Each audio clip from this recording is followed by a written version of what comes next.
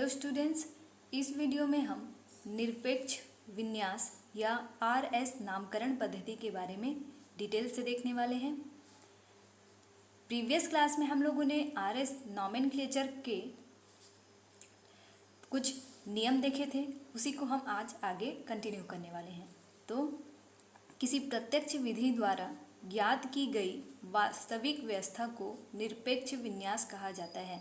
अर्थात यह एक ऐसा मेथड है, यह नामकरण की एक ऐसी पद्धति है जिसमें किसी मॉलिक्यूल के वास्तविक अरेंजमेंट या उनके रियल अरेंजमेंट को हम अच्छे से डिटरमाइन कर सकते हैं। सन 1949 के पूर्व दशकों में टार्टरिक अम्ल व अन्य सैकड़ों यौगिकों के आपेक्षिक विन्यास निर्धारित किए गए। सन 1949 में बीजविट ने एक्स किरण विश्लेषण द्वारा टार्टरिक अम्ल के सोडियम लवण के परमाणुओं की त्रिविम व्यवस्था में वास्तविक व्यवस्था ज्ञात की। अर्थात ये जो हम लोग का नामकरण की जो पद्धति, उसमें आपेक्षिक विन्यास बताने के लिए साइंटिस्ट बीजविट ने एक्स किरण एनालिसिस द्वारा टार्टरिक अम्ल के सोडियम लवण के परमाणुओं की त्रिविम व्यवस्था या उसके 3 डायमेंशनल अरेंजमेंट के बारे में डिटेल से डिस्कस किया। ध्रुवण गुणक पदार्थों के दोनों प्रतिबिंब रूपों का IUPAC प्रणाली में एक ही नाम होता है क्योंकि यह अणुओं की संरचना पर आधारित होती है। यौगिक के IUPAC नाम में ध्रुवण घूर्णन के चिन्ह को सम्मिलित करने से उसका विन्यास स्पष्ट नहीं होता। तो साइंटिस्ट बीजविट ने एक्स किरण विश्लेषण द्वारा टार्टरिक अम्ल के सोडियम लवण के परमाणुओं का 3 डायमेंशनल अरेंजमेंट को अच्छे से डिस्कस किया। बाद में उन्होंने बोला कि जो IUPAC प्रणाली जो होता है, उनके कारण अणुओं के जो स्ट्रक्चर होते हैं या उनके अरेंजमेंट में चेंजेस देखने को मिलते हैं, लेकिन उनके विन्यास को हम अच्छे तरीके से डिस्कस नहीं कर पाए। बाद में कॉन, इनगोल्ड, प्रीलोग, ये तीनों साइंटिस्ट हैं, इन्होंने मिलकर एक ऐसी पद्धति का निर्माण किया जिससे विन्यास स्पष्ट होता है। इसके द्वारा किसी भी मॉलिक्यूल का जो विन्यास होता है उसको स्पष्ट किया जा सकता है। इस पद्धति को RS पद्धति कहते हैं। इन्होंने बताया कि जो कॉन, इनगोल्ड और प्रीलोग नामक जो साइंटिस्ट हैं, उन्होंने मिलकर एक अरेंजमेंट को अच्छे से स्पष्ट किया और उस अरेंजमेंट वाली जो पद्धति होती है उसको RS पद्धति का नाम दिया और आजकल इसका विस्तृत उपयोग किया जा रहा है। और आजकल इसी का विस्तृत अध्ययन किया जा रहा है। तो कोई भी मॉलिक्यूल या कोई भी कंपाउंड लिया जाता है, उसमें R तथा S नॉमेनक्लेचर किस तरह से किया जाता है, आपके एग्जाम के पर्सपेक्टिव से पूछे जा रहे हैं। इस विधि के द्वारा प्रतिबिंब रूपों के लिए 2 संकेतनों R और S का प्रयोग किया जा रहा है। इसमें क्या बोला गया है कि इनैंसियो फॉर्म में R और S दोनों प्रकार के कन्फिग्रेशन का यूज़ किया जाता है। अब देखते हैं R और S का मतलब क्या होता है। R लैटिन शब्द रेक्टस और S लैटिन शब्द सिनिस्टर से लिया गया है। रेक्टस का मतलब होता है राइट साइड और सिनिस्टर का मतलब होता है लेफ्ट साइड। इसमें असममित कार्बन परमाणु से संलग्न चारों परमाणुओं या समूहों का अनुक्रम नियम के अनुसार अग्रता निर्धारित करते हैं। इसमें असममित कार्बन परमाणु में संलग्न चारों परमाणुओं का समूह अनुक्रम नियम के अनुसार अग्रता निर्धारित किया जाता है। एसिमेट्रिक कार्बन एटम किसको कहा जाता है? ऐसे कार्बन सेंटर जो 4 डिफरेंट टाइप्स ऑफ ग्रुप से अटैच होते हैं उसको हम असममित कार्बन एटम के नाम से जानते हैं। तो उनसे संलग्न जो चारों परमाणुओं का समूह होता है उन्हीं को हम अनुक्रम नियम, इसके बाद हम लोग देखने वाले हैं अनुक्रम नियम क्या होता है। अनुक्रम नियम के अनुसार अग्रता का निर्धारण किया जाता है। उनको अनुक्रम नियम के अनुसार उनको प्रायोरिटी में क्रम दिया जाता है।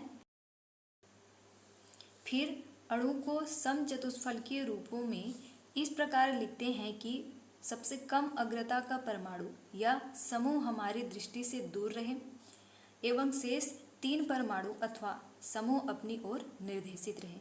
इसमें क्या बोला गया है, जब किसी मॉलिक्यूल को या जब किसी ऑर्गेनिक कंपाउंड को हम प्रायोरिटी देते हैं तो अनुक्रम नियम के अनुसार उसकी अग्रता का निर्धारण किया जाता है, उनको प्रायोरिटी दिया जाता है। तो जो सबसे कम अग्रता वाला परमाणु होता है या जिसकी प्रायोरिटी कम होती है या सबसे लास्ट में होती है उसको हम दृष्टि से दूर रखते हैं। शेष जो 3 एटम होते हैं वो क्या होते हैं, उनको अग्रता के क्रम में सामने रखा जाता है। फिर शेष तीनों समूहों का घटता हुआ अग्रता क्रम 1, 2, 3 देखते हैं।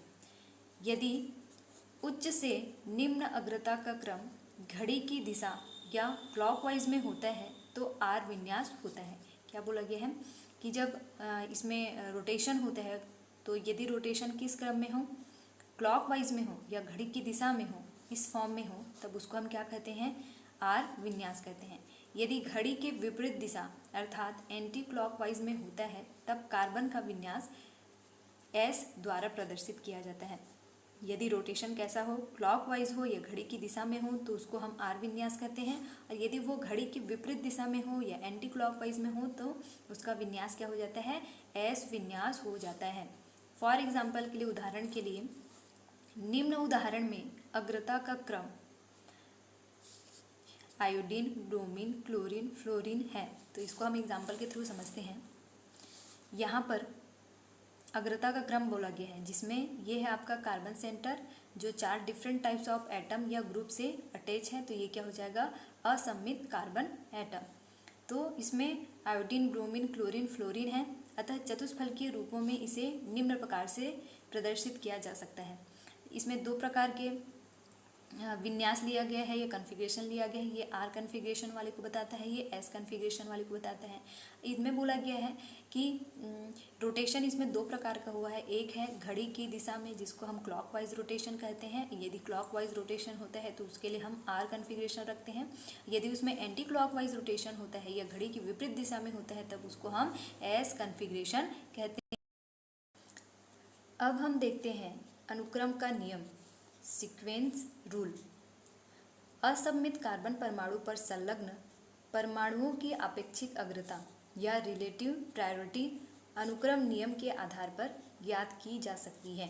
क्या बोला गया है, जो एसिमेट्रिक कार्बन एटम होते हैं उनमें जो एटम प्रेजेंट होते हैं, चारों ओर से ये डिफरेंट टाइप्स ऑफ एटम से जुड़े हुए होते हैं, तो इनकी रिलेटिव प्रायोरिटी या उनकी अग्रता का जो क्रम है उसको हम अनुक्रम नियम से निर्धारित कर सकते हैं। इसके लिए 4 प्रमुख नियम निम्नलिखित हैं।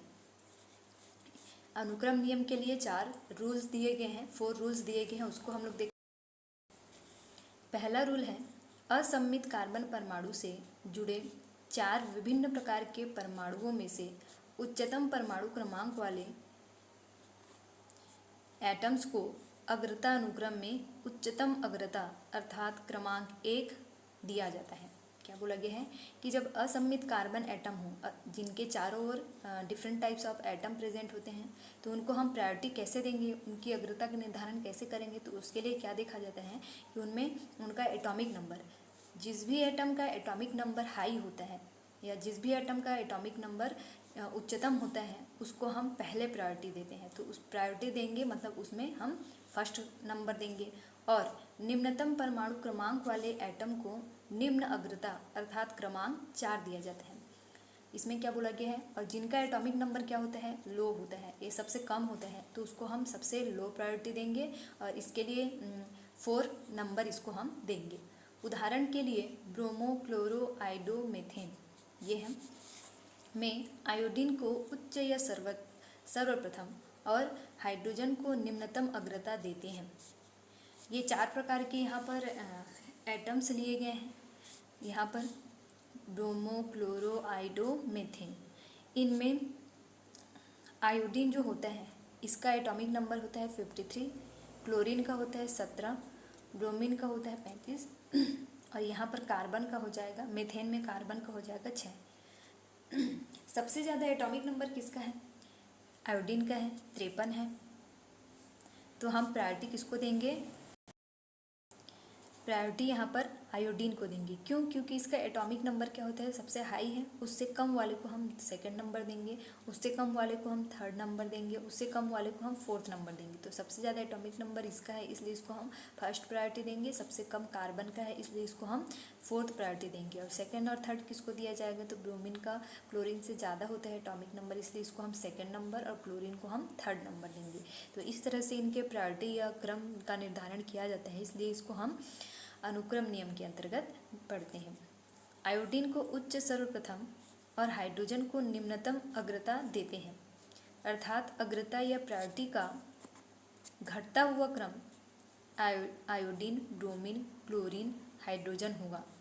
यदि एक ही, क्यों ऐसा रखा गया है, क्योंकि यहाँ पर जो आयोडीन है उसका एटॉमिक नंबर सबसे ज़्यादा है, उससे कम ब्रोमीन का है, उससे कम क्लोरीन का है, उससे कम हाइड्रोजन का है। तो जिसका एटॉमिक नंबर ज़्यादा होता है उसको हम पहला नंबर, उससे कम वाले को दूसरा नंबर, उससे कम वाले को तीसरा नंबर, उससे कम वाले को चौथा नंबर देते हैं।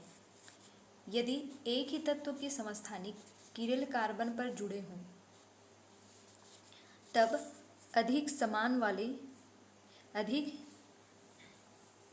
द्रव्यमान वाले समस्थानिक को उच्च अग्रता प्रदान की जाती है। क्या बोला गया है कि ऐसे एटम जिसमें क्या हो, सेम यदि एटम हो जाते हैं, ठीक, या फिर बोलना चाहिए सेम, उनके सामने वाले जो एटम हैं वो क्या हो जाएंगे, यदि सेम हो जाएंगे, तब उस वाले कंडीशन में हम क्या देखते हैं, उसके द्रव्यमान को देखा जाता है।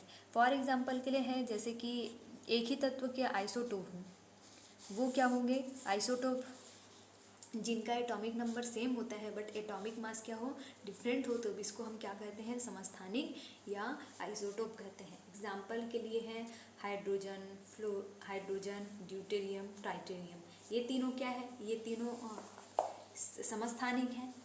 ये हाइड्रोजन,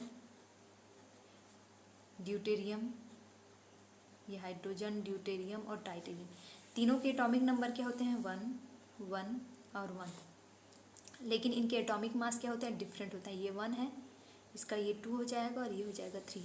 तो तीनों के ही एटॉमिक नंबर क्या है, सेम है, बट इनके एटॉमिक मास क्या है, डिफरेंट है। तब ये क्या हो जाएंगे, ऐसे एटम्स जिनके एटॉमिक नंबर सेम होते हैं बट उनके एटॉमिक मास क्या होते हैं, डिफरेंट होते हैं, तब इसको हम क्या कहते हैं, समस्थानिक या आइसोटोप कहते हैं। फॉर एग्जाम्पल के लिए हाइड्रोजन। इस तरह से आइसोटोप्स जो होते हैं जिनका एटॉमिक नंबर यदि सेम हो जाते हैं तो उनके एटॉमिक मास या उसके द्रव्यमान को ही देखकर उसको प्रायोरिटी दिया जाता है।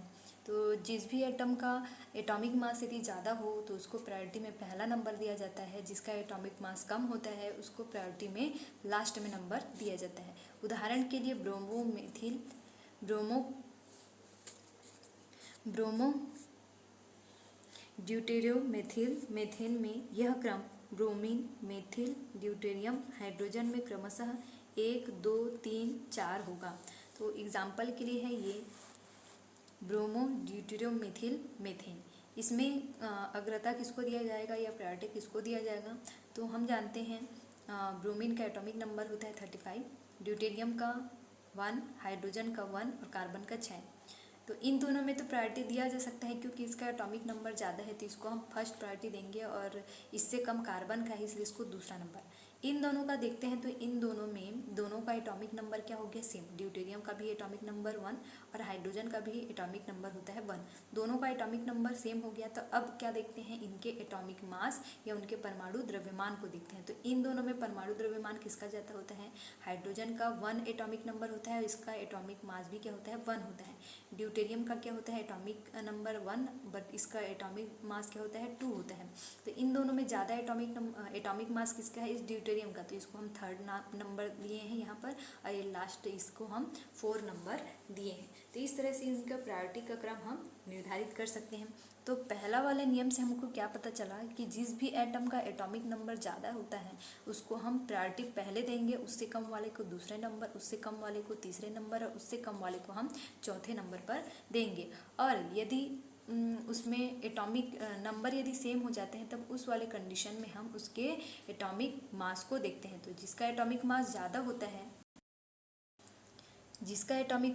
होता है उसे हम फर्स्ट प्रायोरिटी देंगे और उससे कम वाले को सेकंड प्रायोरिटी देंगे। अब हम देखते हैं दूसरा नियम। यदि प्रथम नियमानुसार दो समूहों की अपेक्षिक अग्रता का निश्चय करना संभव न हो पाए तो इन समूहों के अगले परमाणु की तुलना करके अपेक्षिक अग्रता का निर्धारण कर सकते हैं। इसे एग्जाम्पल के थ्रू समझते हैं।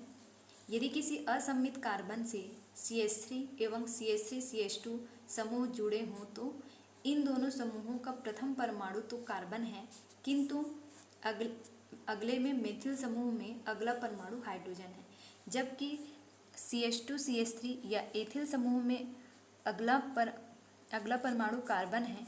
चूंकि कार्बन का परमाणु क्रमांक हाइड्रोजन की अपेक्षा क्या होता है, अधिक होता है, अतः CH2CH3 की अग्रता CH3 की अपेक्षा उच्च होगी।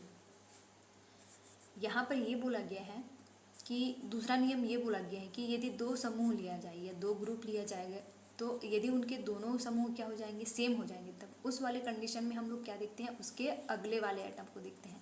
फॉर एग्जाम्पल के लिए CH3 एक तरफ हम लोग का CH3 है और दूसरी तरफ CH3CH2 है, तब इस वाले कंडीशन में हम लोग क्या करते हैं, दोनों का पहला वाला कार्बन एटम तो सेम हो गए, तो अब हम क्या देखते हैं, उसके अगले वाले एटम को देखते हैं। तो इधर देखते हैं तो यहाँ पर कार्बन समूह उपस्थित है, लेकिन इधर देखते हैं तो किसी प्रकार का ग्रुप नहीं जुड़ा है, तो प्रायोरिटी में हम इसको देंगे, तो ये हो जाएगा पहला नंबर और ये हो जाएगा दूसरा नंबर। उसी तरह से हम देखते हैं इसी प्रकार आइसोप्रोपिल समूह के कार्बन H को C2H5 के कार्बन HH की तुलना में वरीयता दी जाती है। ठीक, तो उसी तरह से क्या बोला गया है, जब हम मेथिल और एथिल की बात करें तो मेथिल और एथिल में कार्बन जो होता है उसमें उस कार्बन की प्रायोरिटी एथिल को हम पहले देंगे। अब देखते हैं तीसरा नियम। तीसरा नियम क्या बोला गया है, बहुबंधों या मल्टीपल बॉन्ड में अग्रता का निर्धारण इस प्रकार करते हैं। द्विबंध या त्रिबंध से जुड़ा हुआ परमाणु 2 या 3 परमाणु के समतुल्य माने जाते हैं। तीसरे वाले नियम को हम एग्जाम्पल के थ्रू समझते हैं। इस एग्जाम्पल में तीसरा नियम बोलता है कि यदि डबल बॉन्ड या ट्रिपल बॉन्ड हो तो उनकी प्रायोरिटी हम पहले देते हैं। तो एग्जाम्पल के लिए देखते हैं ये CHO और ये CHO2 में, इन दोनों में देखते हैं तो इसमें कार्बन जो है यहाँ हाइड्रोजन से ऑक्सीजन से इधर वाले ग्रुप से सिंगल बॉन्ड से जुड़ा है, जबकि इधर वाले में देखते हैं तो कार्बन हाइड्रोजन और ऑक्सीजन, यहाँ पर सिंगल बॉन्ड है, यहाँ पर डबल बॉन्ड है। तो इन दोनों में प्रायोरिटी किसको दिया जाता है, जहाँ पर डबल बॉन्ड या ट्रिपल बॉन्ड, तो इन दोनों में प्रायोरिटी दिया जाएगा इस वाले को, तो प्रायोरिटी या अग्रता का क्रम डबल बॉन्ड को दिया जाएगा। उसी तरह से है इन दोनों में यहाँ कार्बन ट्रिपल बॉन्ड नाइट्रोजन समतुल्य होगा कार्बन इसके बराबर। ठीक, अच्छा, यहाँ पर बोला गया है कि इन दोनों में प्रायोरिटी डबल बॉन्ड यदि होगा या ट्रिपल बॉन्ड होगा तो प्रायोरिटी उसको दिया जाएगा, और यदि डबल बॉन्ड और ट्रिपल बॉन्ड को लिया जाएगा तो ट्रिपल बॉन्ड को हम पहले प्रायोरिटी देंगे। यदि किसी यौगिक में एक से अधिक असममित कार्बन परमाणु होते हैं तब प्रत्येक कार्बन के विन्यास को अलग अलग प्रकट किया जाता है। कुछ उदाहरण निम्नलिखित हैं जिनसे अनुक्रम नियम अधिक स्पष्ट हो जाएगा। ये कुछ एग्जाम्पल दिए हैं जिसका नाम है 2-हाइड्रोक्सी ब्यूटेनॉल या ग्लिसरॉल्डिहाइड। इसको हम अनुक्रम नियम से समझते हैं। इसमें असममित कार्बन परमाणु से 4 अलग अलग ग्रुप संलग्न हैं। ये है हमारा असममित कार्बन एटम, ये 4 डिफरेंट टाइप्स ऑफ एटम से या ग्रुप से जुड़े हुए हैं। इनमें से OH समूह की अग्रता सबसे उच्च होगी। ठीक, अब देखते हैं सबसे पहले इसका अनुक्रम नियम के अनुसार हम इसका निर्धारण करते हैं। पहला नियम क्या बोलता है, सबसे पहले सबका एटॉमिक नंबर लिखना है। कार्बन का एटॉमिक नंबर होता है 6, हाइड्रोजन का एटॉमिक नंबर होता है 1, कार्बन का एटॉमिक नंबर होता है 6 और ऑक्सीजन का एटॉमिक नंबर होता है 8। तो इस वाले में अनुक्रम नियम के अनुसार सबसे पहले असममित कार्बन एटम को देखना है। ये 4 डिफरेंट टाइप्स ऑफ ग्रुप्स या एटम से जुड़े हुए हैं। इसमें हम सबसे पहले क्या करते हैं, सबका एटॉमिक नंबर लिख देते हैं। तो ये हाइड्रोजन का एटॉमिक नंबर होता है 1, कार्बन का एटॉमिक नंबर होता है 6, ऑक्सीजन का एटॉमिक नंबर होता है 8 और कार्बन का एटॉमिक नंबर भी क्या होता है यहाँ पर 6। अब देखते हैं इसमें सबसे पहले प्रायोरिटी किसको दिया जाएगा। तो जिसका एटॉमिक नंबर क्या होता है, हाई होता है, जिसका एटॉमिक नंबर ज़्यादा होता है उसको हम पहला नंबर देते हैं। तो इस ऑक्सीजन का एटॉमिक नंबर 8 है जो बाकियों के कंपेयर में क्या है सबसे ज़्यादा है, तो ये हो जाएगा पहला नंबर। ठीक, अब देखते हैं दूसरा नंबर किसको दें। तो इससे कम कौन सा है, ये 6 वाला है। तो अब देखते हैं दोनों कार्बन कार्बन है, दोनों का एटॉमिक नंबर क्या हो गया, 6 हो गया। अब देखते हैं हम इधर देखें तो हमको क्या मिला, जब हम इधर गए तो हमको हाइड्रोजन मिला। इस कार्बन के इधर हाइड्रोजन है, इस कार्बन के इधर भी क्या है, हाइड्रोजन है। इस कार्बन के इधर क्या है, ऑक्सीजन है, और इस कार्बन के इधर आगे क्या है, एक और हाइड्रोजन है। यहाँ पर कितना है, टोटल 2 हाइड्रोजन, यहाँ पर 1 हाइड्रोजन है। ठीक, कार्बन से जुड़ा पहला एटम हाइड्रोजन है, कार्बन से पहला जुड़ा एटम हाइड्रोजन है। इससे जुड़ा अगला एटम दूसरे नंबर में ऑक्सीजन है, इससे जुड़ा दूसरा एटम हाइड्रोजन एटम है। तो ऑक्सीजन और हाइड्रोजन में किसका एटॉमिक नंबर ज़्यादा होगा, ऑक्सीजन का। इसलिए हम प्रायोरिटी में इसको हम दूसरा नंबर देते हैं। तो ये जो हो जाएगा हम लोग का दूसरा वाला, और ये हो जाएगा हमारा तीसरा, और लास्ट वाला हो जाएगा ये चौथा नंबर। तब अब इसमें हम क्या कराते हैं, ये हो गया प्रायोरिटी या अग्रता देने का क्रम। अब हम देखते हैं इसको हम क्लॉकवाइज या एंटी क्लॉकवाइज रोटेशन कराते हैं। तो क्लॉकवाइज या एंटी क्लॉकवाइज रोटेशन कराते हैं तो 1 है, ये 1 के बाद क्या आना चाहिए, 2 आना चाहिए। तो ये हम रोटेशन कराएंगे कुछ इस तरह से, तो ये दिखेगा 1 के बाद 2 के बाद ये कुछ इस तरह से हो रहा है। 1 के बाद 2 जो है वो ऊपर की ओर है, इसलिए ये रोटेशन ऊपर से ऐसे करके होगा। तो ये किसके जैसे रोटेशन हो रहा है, ये रोटेशन हो रहा है घड़ी की दिशा में या क्लॉकवाइज। तो क्लॉकवाइज ये हो रहा है, तो क्लॉकवाइज के लिए कौन सा विन्यास लिया जाता है, आर विन्यास। तो इसका विन्यास हो जाएगा आर विन्यास। उसी तरह से हम अगले वाले इस वाले एटम ब्यूटेनॉल 2 का हम RS कन्फिग्रेशन निकालते हैं। तो पहला काम क्या है कि जो पहला नियम बोलता है कि कार्बन इसमें होता है असममित कार्बन एटम। ये क्या होता है, 4 अलग अलग ग्रुप से जुड़ा हुआ है। तो इन चारों ग्रुप को हम प्रायोरिटी देंगे। तो प्रायोरिटी देने के लिए हमारा काम था सबका एटॉमिक नंबर लिखना। तो एटॉमिक नंबर लिखेंगे तो कुछ इस तरह से मिलेगा। ऑक्सीजन का एटॉमिक नंबर होता है 8, कार्बन का एटॉमिक नंबर होता है 6, हाइड्रोजन का एटॉमिक नंबर होता है 1, और कार्बन का एटॉमिक नंबर होता है 6। तो इसमें इसका ऑक्सीजन का एटॉमिक नंबर होता है 8, कार्बन का होता है 6, इस कार्बन का भी हो जाएगा 6, और इसका हो जाएगा 1। सबसे ज़्यादा एटॉमिक नंबर इसमें से कौन सा वाला है, सबसे ज़्यादा एटॉमिक नंबर है ऑक्सीजन का। तो इसको हम प्रायोरिटी में पहला नंबर देंगे। उससे कम कौन सा है, कार्बन का है, दोनों में 6 है। अब देखते हैं दोनों क्या हो गए, सेम, इनके एटॉमिक नंबर सेम हो गए। तब हम क्या देखते हैं, अगले वाले एटम को। इसके अगले में क्या है, हाइड्रोजन है। इसको हम कुछ इस तरह से लिख सकते हैं, ये कार्बन, हाइड्रोजन, हाइड्रोजन, हाइड्रोजन। और इसको हम कुछ इस तरह से लिख सकते हैं, कार्बन, हाइड्रोजन, हाइड्रोजन, उसके बाद कार्बन, हाइड्रोजन, हाइड्रोजन, हाइड्रोजन। इसको हम कुछ इस फॉर्म में भी लिख सकते हैं। तब देखते हैं इन दोनों में प्रायोरिटी किसको दिया जाता है।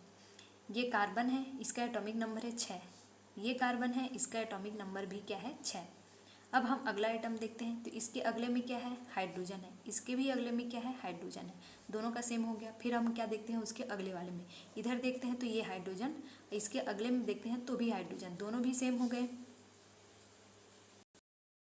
अब हम देखते हैं इसमें अगले में क्या है, यहाँ पर कार्बन है, इसके अगले में क्या है, यहाँ पर हाइड्रोजन है। तो हाइड्रोजन और कार्बन में किसका एटॉमिक नंबर ज़्यादा, कार्बन का एटॉमिक नंबर ज़्यादा, इसका 6 होता है, इसका 1 होता है। तो प्रायोरिटी में हम इसको इसके कंपेयर में हम क्या देंगे, ज़्यादा देंगे। तो ये हो जाएगा हमारा दूसरा नंबर, और ये हो जाएगा हमारा तीसरा नंबर, और ये हो जाएगा चौथा नंबर। अब इसमें हमको रोटेशन कराना है। तो रोटेशन कराने के लिए 1 के बाद 2 आना चाहिए। तो 2 किधर है, नीचे की ओर है। तो ये हो जाएगा हमारा 1 के बाद 2 के बाद 3, ये कुछ ऐसा। तो ये किस तरह से रोटेशन हो रहा है, ये रोटेशन हो रहा है क्लॉक वाइज। तो क्लॉक वाइज रोटेशन होता है तो उसके लिए कौन सा विन्यास लिखा जाता है, आर विन्यास लिखा जाता है। तो इस तरह से हम लोगों ने आर विन्यास निकालने के लिए देखा। अब उसी तरह से हम दिखते हैं एस विन्यास के लिए। तो एस विन्यास के लिए ये है एग्जाम्पल, ये है ब्रोमीन OH, और ये है CH3। अब हमको इसमें बताना है कि आर विन्यास होगा कि एस विन्यास। तो आयोडीन का एटॉमिक नंबर है 53, ब्रोमीन का 35, का 8, और कार्बन का होता है 6। एटॉमिक नंबर सबसे ज़्यादा किसका है, आयोडीन का है। तो इसको हम प्रायोरिटी देंगे फर्स्ट। उसके बाद इसका है तो इसको हम सेकंड देंगे। उसके बाद ऑक्सीजन का है इसलिए इसको हम तीसरा नंबर देंगे, और सबसे कम इसका है तो इसको हम चौथा नंबर देंगे। अब रोटेशन कराना है 1, 1 के बाद 2 किधर है, इस साइड में है, तो रोटेशन कैसा होगा, ये ऐसे करते करते ये कुछ इस तरह से होगा। तो रोटेशन किस दिशा में हो रहा है, रोटेशन हो रहा है एंटी क्लॉकवाइज या घड़ी के विपरीत दिशा में। तो एंटी क्लॉकवाइज रोटेशन होता है तो उसके लिए कौन सा विन्यास लिखा जाता है, एस विन्यास लिखा जाता है। तो इस तरह से इसका विन्यास क्या हो जाएगा, एस विन्यास। तो ये हम पहले देखें वो आर विन्यास था, दूसरा देखें वो एस विन्यास है। जब इसमें मल्टीपल कार्बन होते हैं तो जिसमें कार्बन की संख्या अधिक होती है उसको प्रायोरिटी हम पहले देंगे, उससे कम वाले कार्बन को हम उससे कम प्रायोरिटी देंगे। तो इस तरह से हम आर विन्यास और एस विन्यास दोनों तरह के विन्यासों को निकालने के लिए हम लोगों ने सीखा। अब इस तरह से विन्यास निकालने के बाद ये किस वाले के लिए था, किस वाले के लिए, ये जो हमारे जो कार्बन है, ऐसे कार्बन जो 4 डिफरेंट टाइप्स ऑफ एटम से जुड़े हुए हैं तो उसको हम क्या कहते हैं, असममित कार्बन एटम। तो एसिमेट्रिक जो कार्बन एटम होते हैं जो 4 डिफरेंट टाइप्स ऑफ एटम या ग्रुप से जुड़े हुए होते हैं, ये उनके लिए आर और एस विन्यास निकालने का तरीका है, जिसको हम किसके थ्रू देखें, कौन से नियम के थ्रू देखें, अनुक्रम नियम के थ्रू देखें। तो उसी तरह से ये अनुक्रम नियम के थ्रू हम लोगों ने देखा। ठीक उसी तरह हमारा होता है फीसर प्रक्षेप सूत्र तथा आर एस संकेतन। ये जो फीसर प्रक्षेप सूत्र जो होता है उसमें हम आर तथा एस विन्यास कैसे निकालते हैं इसको हम नेक्स्ट वाले क्लास में पढ़ेंगे।